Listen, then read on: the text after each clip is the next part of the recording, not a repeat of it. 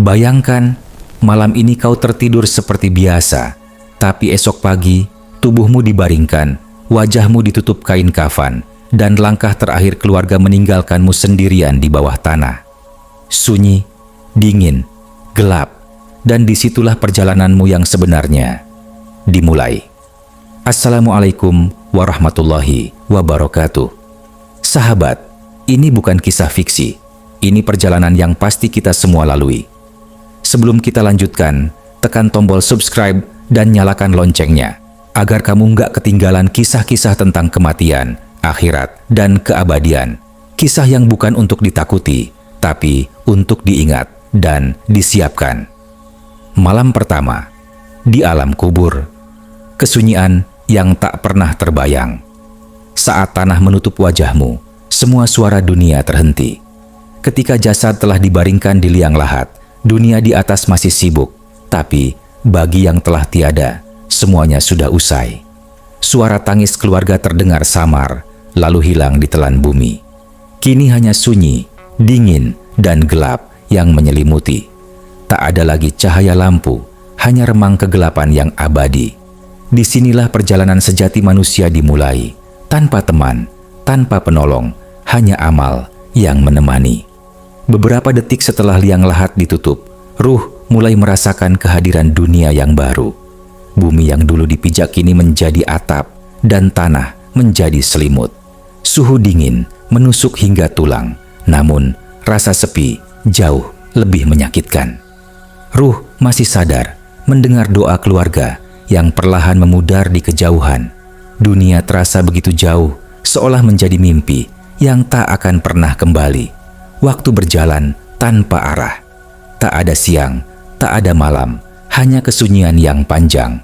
Bagi orang beriman, kuburnya dilapangkan, terasa damai seperti taman surga. Namun, bagi yang lalai, kuburnya menyempit, menekan jasad hingga tulang rusuk saling bertemu. Disinilah balasan pertama dimulai, sebelum hari pembalasan yang sebenarnya datang. Di langit, tak ada bintang yang menyala untuknya. Di bumi, tak ada langkah yang kembali. Malam pertama di alam kubur adalah malam di mana manusia benar-benar sendiri. Tidak ada lagi genggaman tangan, tidak ada suara yang menjawab panggilan. Hanya gema hatinya sendiri yang bertanya, apakah aku siap? Maka, bagi yang hidup, renungkanlah. Kita menyiapkan banyak hal untuk kehidupan dunia, rumah, kendaraan, cita-cita. Tapi, seberapa banyak kita siapkan untuk malam pertama di alam kubur? Malam ketika semua yang kita cintai tak lagi bisa menolong, dan hanya cahaya iman yang menerangi kegelapan itu. Kematian bukan akhir, tapi permulaan dari keabadian. Dan malam pertama di kubur adalah awal dari perjalanan yang tak bisa diulang. Hari kedua hingga ketujuh, perjalanan jasad di dalam kubur. Di saat dunia melupakannya, tanah mulai memeluknya. Hari kedua setelah penguburan, dunia di atas mulai beralih ke kesibukannya. Nama yang sempat ramai disebut di bibir mulai jarang terdengar. Namun di bawah tanah, sebuah perjalanan sunyi sedang berlangsung. Jasad mulai menempuh prosesnya kembali ke asal, bumi. Tidak ada yang bisa menghentikan, tidak ada yang bisa mempercepat. Inilah ketetapan yang pasti bagi setiap manusia yang pernah bernyawa. Hari ketiga datang. Tubuh yang dulu bernafas, hangat dan kuat kini mulai berubah. Dingin menyelimuti, sendi-sendi kaku, kulit perlahan kehilangan warna. Tapi ruh masih merasakan setiap perubahan itu. Ia menyaksikan dirinya kembali menjadi debu, sambil mengingat dosa dan amal yang dulu dilakukan. Setiap detik adalah penyesalan bagi yang lalai dan ketenangan bagi yang beriman. Hari keempat hingga kelima, alam kubur mulai memperlihatkan keadilannya. Doa dari keluarga yang masih hidup menjadi seperti cahaya lembut yang menembus tanah. Ruh yang tenang menyambutnya dengan rasa syukur. Namun, bagi ruh yang penuh dosa, doa terasa seperti suara jauh yang tak bisa dijangkau. Ia mendengar namanya disebut, tapi tak bisa menjawab. Ia hanya bisa menyesal dalam diam. Hari keenam, Alam kubur kini menjadi ruang keabadian sementara. Bagi sebagian, kubur terasa lapang dan bercahaya. Ruh beristirahat dengan damai, seperti di taman surga, diselimuti aroma kesturi. Bagi lainnya, ruang itu menyempit, gelap, dan menyesakkan. Rasa takut, haus, dan penyesalan terus menghantui, seolah waktu tak bergerak sama sekali. Hari ketujuh, tanah mulai tenang, jasad kini menjadi bagian dari bumi. Namun, ruh belum selesai. Ia menunggu panggilan berikutnya, menanti waktu kebangkitan. Dunia sudah benar-benar melupakannya, tapi catatan amalnya masih hidup, disimpan rapi oleh malaikat. 1 minggu telah berlalu di bumi, namun di sisi ruh, waktu tak lagi bermakna. Dari tanah engkau diciptakan, ke tanah engkau kembali, dan dari tanah pula engkau akan dibangkitkan. Inilah perjalanan 7 hari yang tidak terlihat mata, tapi disaksikan seluruh alam semesta.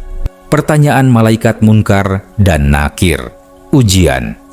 Pertama setelah dunia, 2 makhluk datang, bukan untuk menakut-nakuti, tapi untuk menegakkan kebenaran. Di dalam keheningan alam kubur, tiba-tiba bumi bergetar. 2 makhluk besar turun dari langit barzakh. Wajah mereka tidak bisa dibandingkan dengan apapun di dunia. Sorot matanya menembus hati, suaranya seperti guntur yang menyambar jiwa. Munkar dan Nakir, malaikat penjaga kubur, kini berdiri di hadapan ruh yang baru saja meninggalkan dunia. Tak ada tempat untuk bersembunyi, tak ada kata yang bisa dimanipulasi. Yang berbicara bukan lidah, tapi hati yang dulu hidup di dunia. Suara mereka menggema, "Siapa Tuhanmu?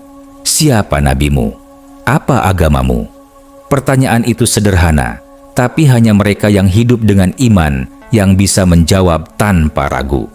Yang beriman menjawab dengan mantap, penuh keyakinan, "Tuhanku adalah Allah, nabiku adalah Muhammad sallallahu alaihi wasallam. Agamaku adalah Islam."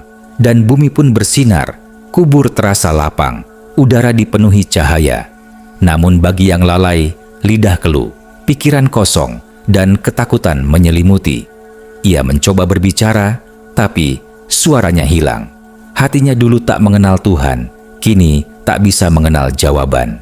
Ruh yang gagal menjawab menatap ke bawah, dan bumi terasa sempit baginya.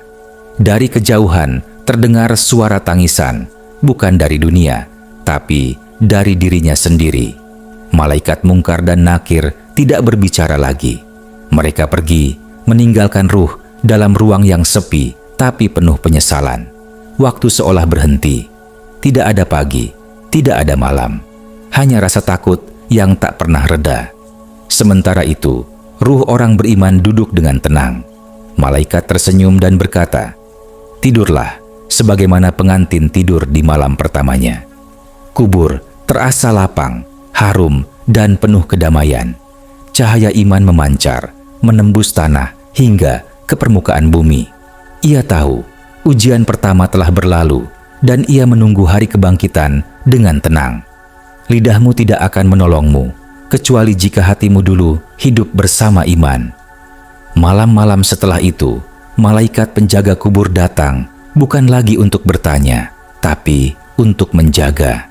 Dan di atas sana, keluarga yang masih hidup mungkin sudah tertawa dan melanjutkan hari-harinya tanpa tahu seseorang di bawah bumi sedang menikmati ketenangan karena amalnya sendiri. Nikmat dan azab kubur, balasan yang dimulai sebelum kiamat. Kubur bisa jadi taman dari taman-taman surga atau lubang dari lubang-lubang neraka. Setelah pertanyaan malaikat terjawab, masa ujian dunia benar-benar berakhir. Kini alam barzakh menjadi tempat perhentian. Bagi sebagian orang, itu tempat ketenangan. Bagi sebagian lain, awal dari siksaan. Disinilah rahmat dan keadilan Allah berpisah arah. Ruh beriman tersenyum, sementara ruh durhaka mulai menjerit tanpa suara. Tidak ada lagi kesempatan kedua. Ruh orang beriman dibaringkan di kubur yang lapang. Cahaya lembut mengalir dari langit, aroma kesturi memenuhi ruang sempit itu. Malaikat penjaga datang dengan wajah ramah, membawakan kabar. Tidurlah dalam ketenangan hingga hari kebangkitan.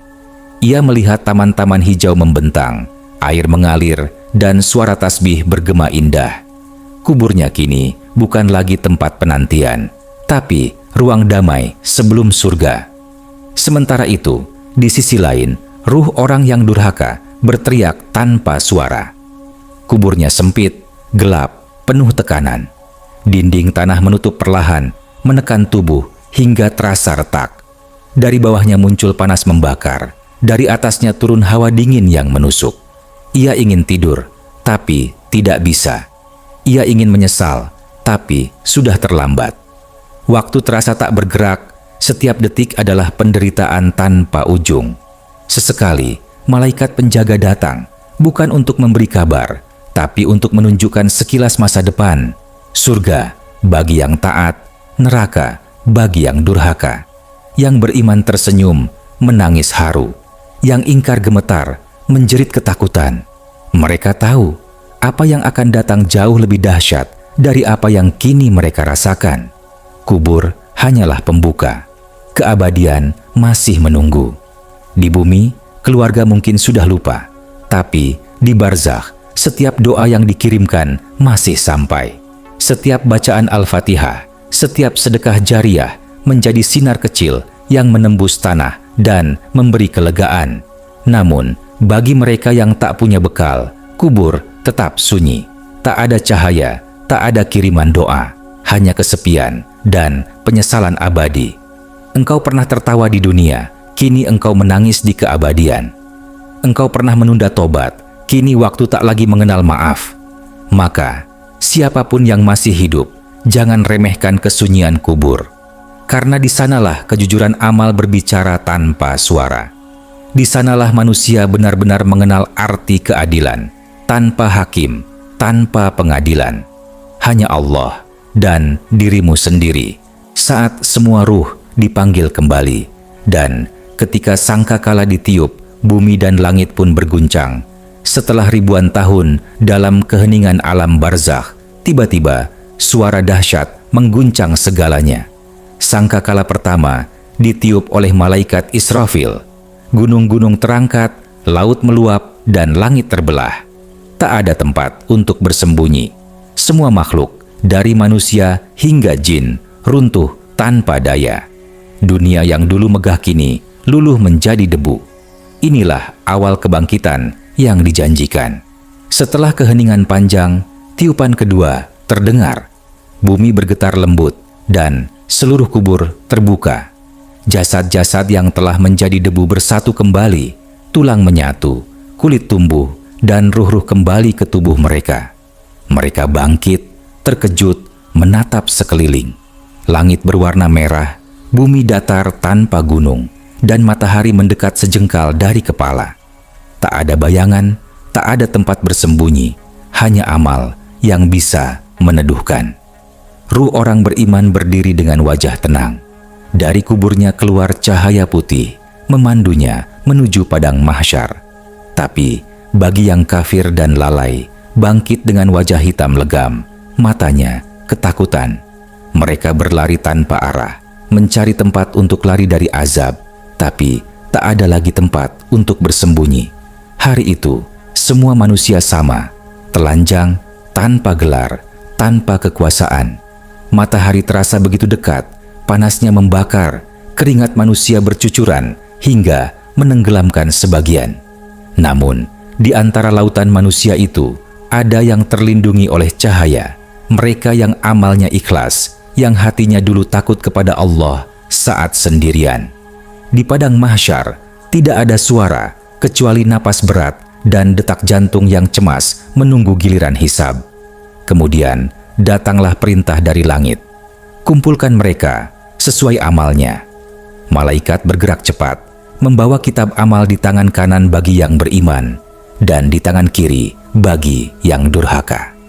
Setiap manusia membaca catatannya sendiri, tanpa bisa menyangkal satu pun. Yang beriman tersenyum haru, yang durhaka berteriak, menyesal, menjerit, tapi tak ada lagi waktu untuk kembali. Dan setelah semua diperhitungkan, surga dan neraka kini terlihat di hadapan mereka. cahaya di kanan, api di kiri. Langit tak lagi biru, tapi penuh warna keabadian. Bagi yang taat, pintu surga terbuka luas, diiringi aroma kesturi dan suara salam. Bagi yang ingkar, jurang api terbuka, menyala tanpa akhir.